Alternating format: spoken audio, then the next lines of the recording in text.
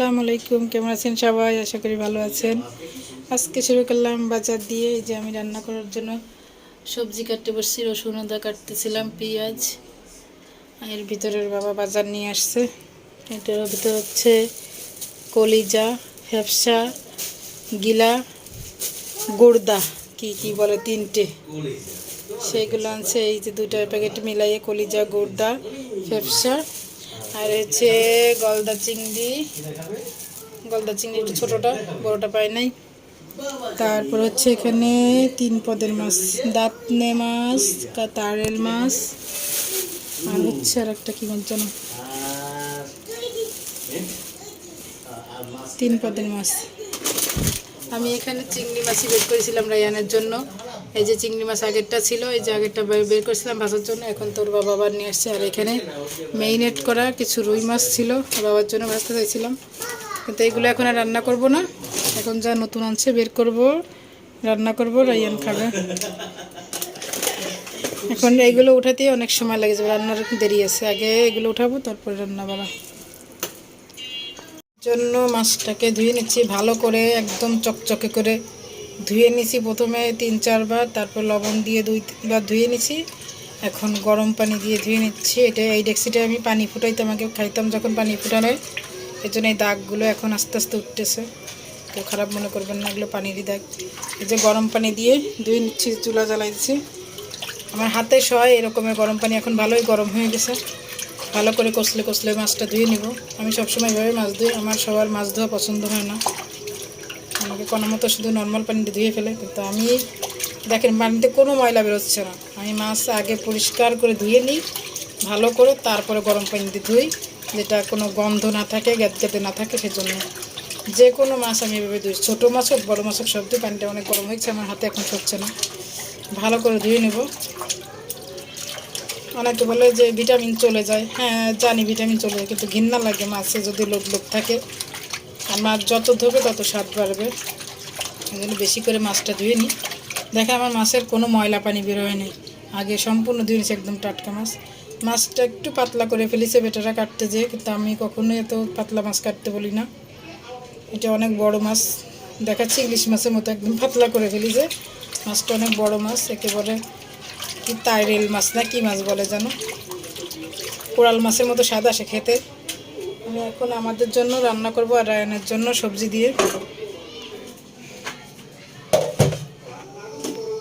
এখন আবার ঠান্ডা পানি দিয়েও ধুয়ে নেব। পানিটা একটু ময়লা পানি বেরোয়নি, মাছটা আগে ভালো করে চকচক করে ধুয়ে নিচ্ছি।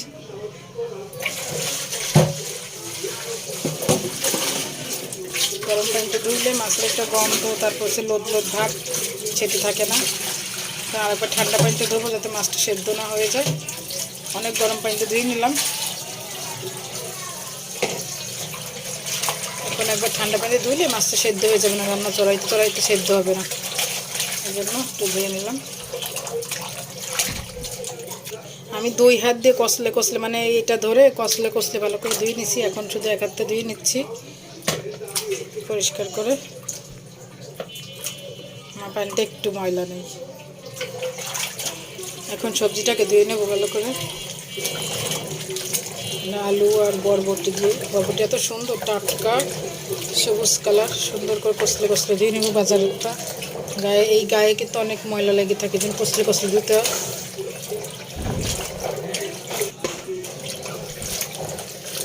রান্না শেয়ার করতে পারবো কিনা জানি না, কিন্তু খুব ব্যস্ত আছি। শুধু এগুলোই শেয়ার করতেছি, যদি পারি রান্না চড়াই দিয়ে বসাই দিয়ে তারপর শেয়ার করবো। রাইনার আব্বু আর আমি চা খাইছি, সে চার কাপটা পড়ছে এখানে। যে লাইট জ্বালাতে ভুলে গেছিলাম, অন্ধকার লাগতেছিল, এখন লাইটটা জ্বালাই নিলাম।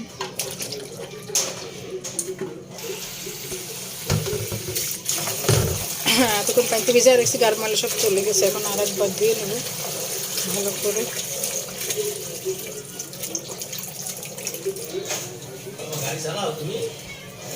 সবজি ধোয়া হয়ে গেছে, এখন একটু মশলা ফেটাবো।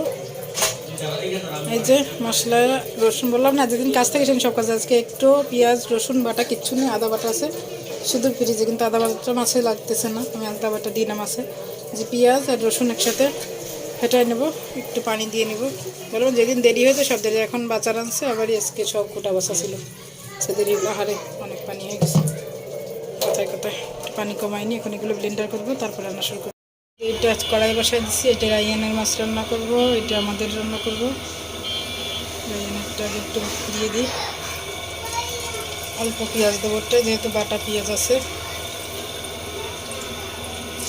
একটু ভেঙে দিলে পেঁয়াজটা ভেঙে দিলে স্বাদটা বেরোয়, ভেঙে দিচ্ছি এভাবে। আর আমি খুব ধীরে ধীরে কুচাইতে পারি আলহামদুলিল্লাহ পেঁয়াজ। আজকে তো তাড়াহুড়ো করে অল্প কুচাইছি, মানে বেশি পাতলা করতে পারেন তাড়াহুড়ো।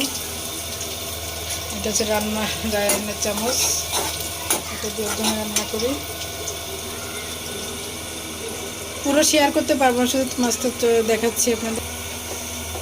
স্ট্যান্ডে পাতানোর সময় নেই, হাতে ধরে ধরে ভিডিও করছি, কেউ কিছু মনে করবে না। এই যে পেঁয়াজ রসুন বাটাটা দিয়ে দিচ্ছি,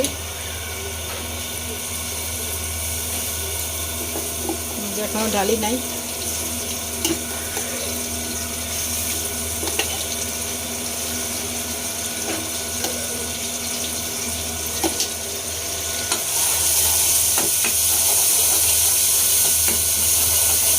আর অ্যাডজাস্ট ফ্যান চলতেছে, আমার কথা হয়তো শুনে নাও যেতে পারে।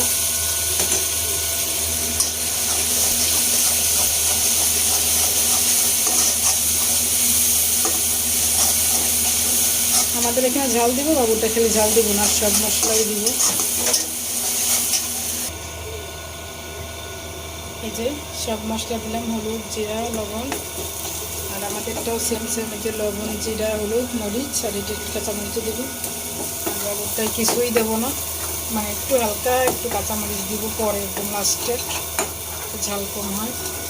আর এই যে মাছ, এখানে 9 পিস মাছ আছে, বাবুর 3 পিস আর আমাদের 3 পিস 6 পিস, 2 বেলা। আমরা অনেক মাছ খাই আলহামদুলিল্লাহ। এটা একটু নাড়া দিয়ে নিই, মশলাটা কষালেই স্বাদ হয়, মশলাটা বেশি করে কষাতে হয়। আমি একটু এখানে পানি দিয়ে দেবো বাবুরটায়।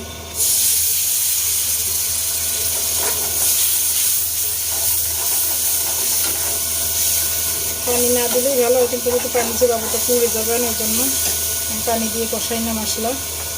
মশলা তেলেই কষাইতে হয়, এখানে একটু তেল লাগবে, তেল কম হয়েছে। তেল কষালে মাছটা মজা হয়, টেস্ট হয়। যে কোনো মশলা পানি ছাড়াই কষাইতে হয়, তেলে কষালেই মশলাটার স্বাদ হয়।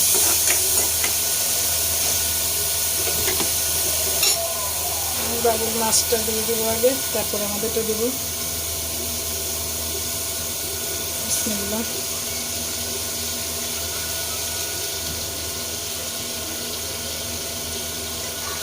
বাবুর জন্য 3 পিস দিয়ে দেবো, 2 বেলা খাবে।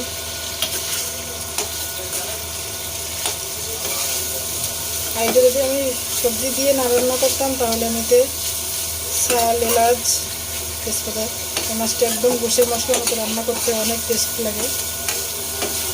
আমি আরেকদিন ওদের সাথে শেয়ার করবো মশলা দিয়ে মাছ রান্না করা। এখানে থাক,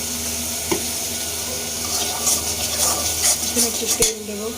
এই যে বাবুর মাছটা ভালো করে কষায়, একটু ঝোলে মানে জল দিইনি, পানি দিয়েছি, একটু সেদ্ধ হবে, পানিটা টেনে যাবে। তারপরে সবজিগুলো, এই মাছগুলো তুলে রেখে সবজিগুলো দিয়ে কষাবো। তারপর সবজি হয়ে গেলে মাছ আবার দিয়ে দেবো। আর এটা আমাদের তো এই যে বসাইছি, কষানো হতে থাক। ঝালের গুঁড়ি কম দিয়েছে জন্য একটু রঙটা কেমন দেখাচ্ছে, কাঁচামরিচ দেবো তো। এটা কষানো হয়ে গেছে, এখন একটু পানি দিয়ে দেবো, একটু সেদ্ধ হলে উঠা রেখে মশলাগুলো কষাবো। এখন ঠকবক করে জোরে জাল দিয়ে কষায় নেব, যাতে মাছটা শক্ত হয়ে যায়। মাছ সবসময় দেখা চালে রান্না করতে হয়, মানে জোরে জাল দিয়ে রান্না করতে, তাহলে মাছ শক্ত হয়ে যায়। দেখেন কালারটা এখন দেখাচ্ছে মাশাআল্লাহ, এতক্ষণ কালার বোঝা যাচ্ছিল না, এখন কালারটা মাশাআল্লাহ সুন্দর দেখা যাচ্ছে। ফুটে উঠলে আরও সুন্দর লাগবে। আর একদিন রান্না করবো শুধু কষা, কিন্তু আজকে শর্টকাট তাড়াতাড়ি সবজি রান্না করব, সবজি দিয়ে মাছ দিয়ে রান্না করবো। দেরি হয়ে গেছে অনেক, কারণ বাজার উঠাইছি গুছাইছি, আবার এই কুটা বাছা আজকে সব ছিল একদম অবসালো। মাশাআল্লাহ দেখেন কালারটা কত সুন্দর আসছে, বাবুরটাও অনেক সুন্দর আসছে, ঝাল দেওয়া না এর জন্য। তরকারি মাছগুলো তুলে নিয়ে মশলার ভিতরে কষায় নিচ্ছি। একটুখানি পানি দিব, বেশি কষানো লাগবে না, নরম সবজি দেবো, তারপরে পানি দিব। আর আমাদের মাছটা কষানো হচ্ছে, দেখেন কালারটা কি সুন্দর হয়েছে। এখন আমাদেরটাও সবজি দিয়ে দেবো, তারপরে মাছগুলো দিয়ে দেবো।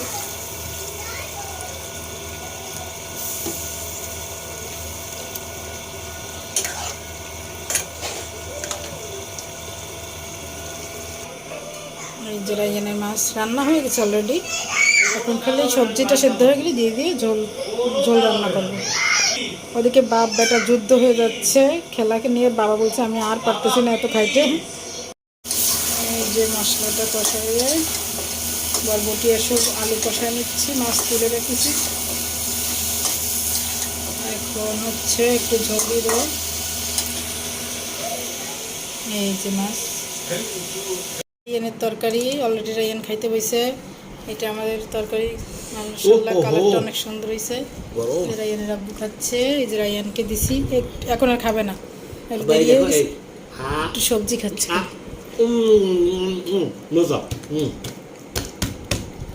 বরবটি খাবা, বরবটি খাবা, একটু সবজি খাবে। আসসালামু আলাইকুম, কেমন আছেন? এই যে জলপাই ফ্রোজেন করবো, ফ্রিজে রাখবো। কাঁচা জলপাই আনছে রায়হান আব্বু। যে যেগুলো বেছে বোটা ফেলে, যেগুলো একটু মানে ছেঁচা লাগছে সেগুলো কেটে কেটে পরিষ্কার করে ভালো করে ধুয়ে ঝরা দিছি। এখন পানি ফুটে গেছে, গরম পানি। এখন এগুলো গরম পানিতে দিয়ে দেবো ফ্রোজেন করার জন্য। হালকা ফুটন্ত পানিতে একবার সেদ্ধ করে নেব, মানে অল্প একটু ফুটাই নেবো। পানি ফুটতেছে, ফুটন্ত পানিতে দিয়ে দিব। আর হচ্ছে যে 5-6 মিনিটের মতো সেদ্ধ করে নেবো, পুরো সেদ্ধ করব না। যে পানি ফুটে গেছে ঢকঢক করে। এখন জলপাইগুলো দিয়ে দেবো পানির ভিতরে। কীভাবে দেবো? বিসমিল্লাহ। এই যে জলপাইগুলো এখন দিয়ে দিচ্ছি আস্তে আস্তে, কারণ আমার হাতে ভাত, আমি রায়হানকে ভাত খাওয়াচ্ছি। যে জলপাইগুলো দিয়ে দিলাম। এখন পানি ফুটুক, 5-6 মিনিট সেদ্ধ হলেই উঠায় ফেলবো। এখানে কোনো লবণ বা হলুদ কিছু ইউজ করবো, যেহেতু আমি আচার বানাচ্ছি না। শুধু একটু হালকা সেদ্ধ হইলে ঠান্ডা করে শুকাইয়ে তারপর ফ্রিজে রেখে দেবো, ফ্রিজে রেখে দেবো একটু ফুটে উঠুক তারপরে। আসসালামু আলাইকুম, কেমন আছেন সবাই? আশা করি ভালো আছেন, আমরাও ভালো আছি। শুনতে পারছেন আজান দিচ্ছে, আর এই দেখেন ফজর আজান দিচ্ছি কিন্তু। আর আমার ছেলের ক্ষুধা লাগছে, রাত 3টা হইতে ওরে ঘুম পাড়ানোর চেষ্টা করতেছে ওর বাবা আর আমি, কিন্তু কোনো ঘুম নাই। খালি মুছড়ামুছড়ি করে চোখ বন্ধ করে উঠে যায়, একবার আমার কোলে, একবার বাবার কোলে, একবার বাবার পার পরে আমার পার পরে। কিন্তু ছেলের লাগছে খিদা, কিন্তু ও তো বলতে পারে না ক্ষুধা লাগছে, খালি বলে পেটে কি হয়ে গেছে, পেটে কি হয়েছে। আমি কিন্তু ফিডার খাওয়াই ঘুম পাড়াইতে গেছি। ভাত খেয়েছে 2টার দিকে, তারপরে অনেক খেলাধুলা করছে, হাগু করছে, তারপর শুইতে গেছে। আর তারপর ফিডার খাওয়াইছি, কিন্তু ওর ঘুম নাই।